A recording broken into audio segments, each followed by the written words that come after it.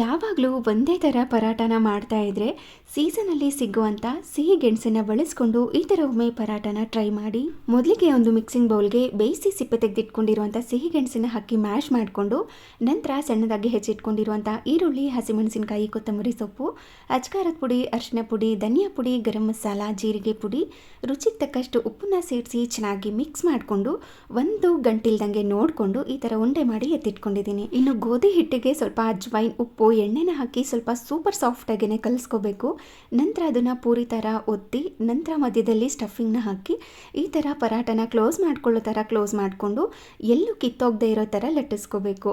ನಂತರ ಒಂದು ತವಾನ ಬಿಸಿ ಮಾಡಲಿಕ್ಕೆ ಇಟ್ಕೊಂಡು ಅದಕ್ಕೆ ಎಣ್ಣೆನ ಹಾಕಿ ಲಟ್ಟಿಸಿರುವಂಥ ಪರಾಟನ ಹಾಕಿ ಎರಡೂ ಸೈಡು ಕೂಡ ಎಣ್ಣೆ, ತುಪ್ಪ, ಬೆಣ್ಣೆ ಏನಾದ್ರೂ ಹಾಕಿ ಪರಾಟ ಉಬ್ಬಿ ಬರೋ ಥರ ಬೇಯಿಸ್ಕೊಂಡ್ರೆ ಒಂದು ಪರ್ಫೆಕ್ಟಾಗಿ ಹಾಗೆ ಸೂಪರ್ ಟೇಸ್ಟಿ ಆಗಿರುವಂಥ ಸಿಹಿ ಗೆಣಸಿನ ಪರಾಟ ರೆಡಿ.